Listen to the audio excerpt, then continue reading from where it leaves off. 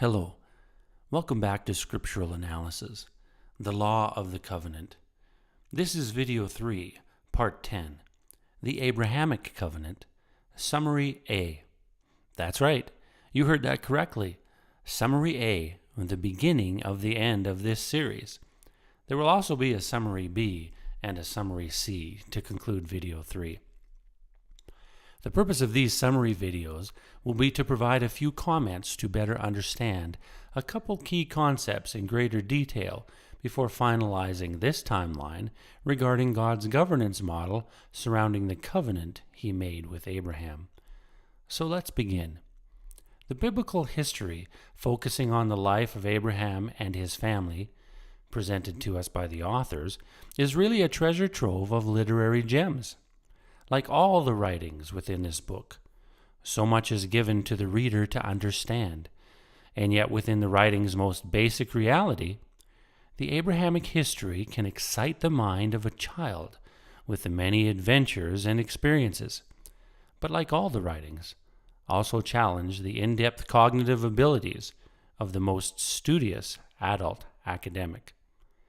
The summary videos will attempt to enlighten the viewer on an incredible foundational introduction of the governance of God that continues to advance throughout the entire literary work, providing a literary proof developed by the authors, pointing the way for all females and males to understand the message of God to humanity. And in typical preparation for your summary assessment on the Abrahamic covenant, this video will be presented in question and answer format, seeking to expand your understanding of the author's literary message. But to be sure, it will not cover every little facet of Abraham and his family life. Just the message that will lead you to see the holistic reality covered by all the authors. Question: why start with Abraham? Answer: the story of Abraham is really the story of Jehovah's mission. What? You might say to yourself. But I read the history, and it's all about Abraham. Wasn't it? Well, look a little deeper. The history is replete with the governance of God through Jehovah interacting with a man named Abraham. This man, Abraham, had developed a strong loyalty to what he had heard regarding God from his progenitors Noah and Shem, who certainly knew what they were talking about, and as such lived in such a way as to pass certain loyalty tests during his life, allowing Jehovah to be able to select him for greater things, such as to be an integral part of Jehovah's work. The author's literary works encompass many timelines and circumstances, but woven throughout all the writings is the governance of God, described to the reader through the experiences of certain individuals. When reading these works, try to focus on what God is doing at that time, in that place, and with that person or people. And ask yourself, why is God doing that? You will begin to see a pattern to be discussed as these videos progress.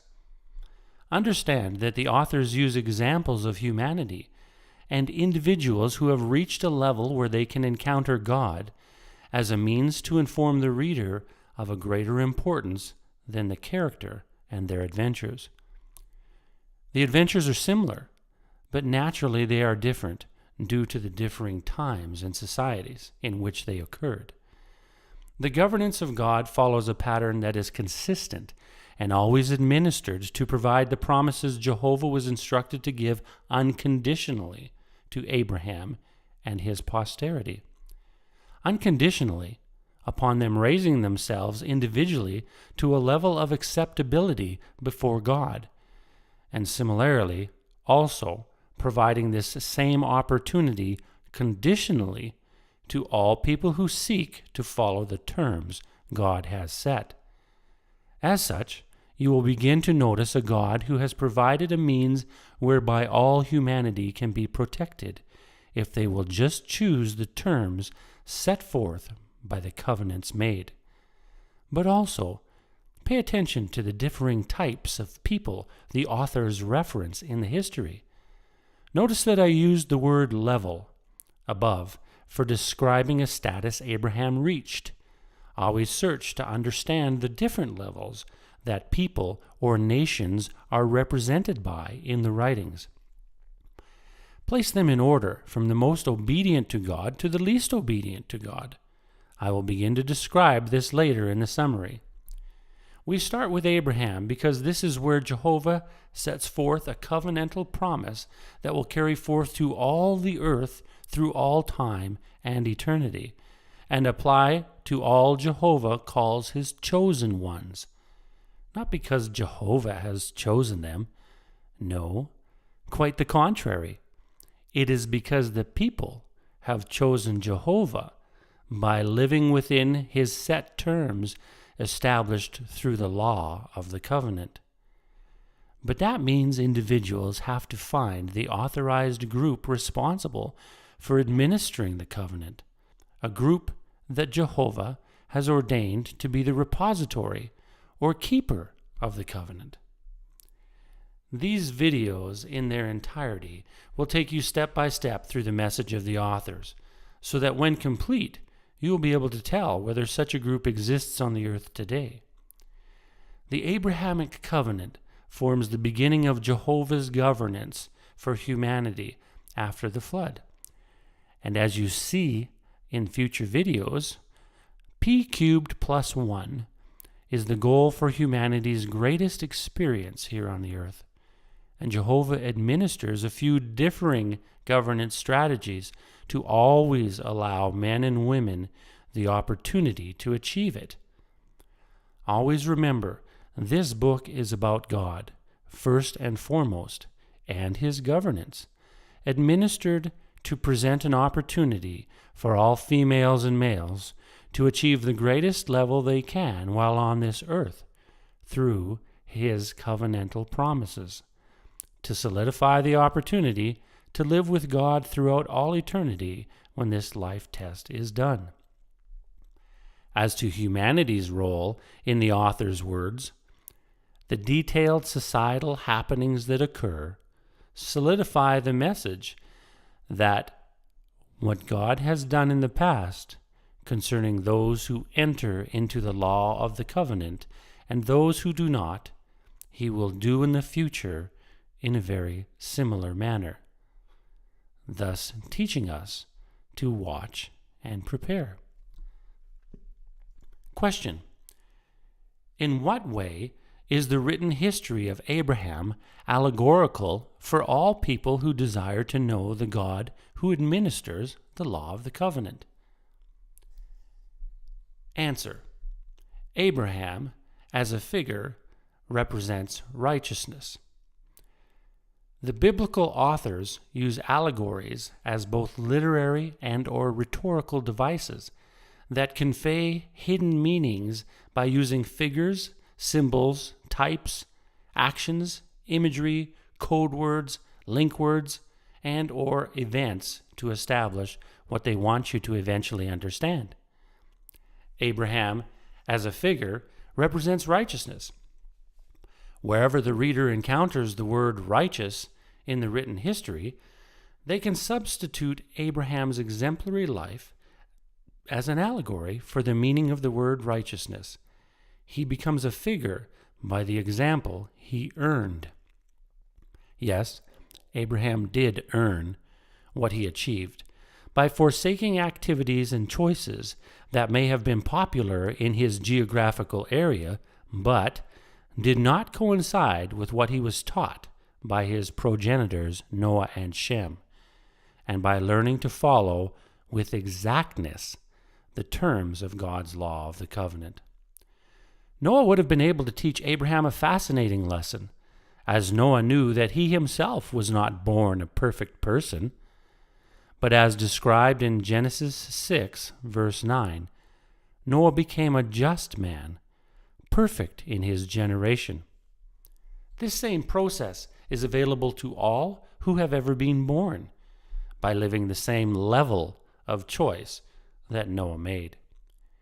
Abraham learned early in his life that those great ancient people written about in the Bible did not come to know God in an instant.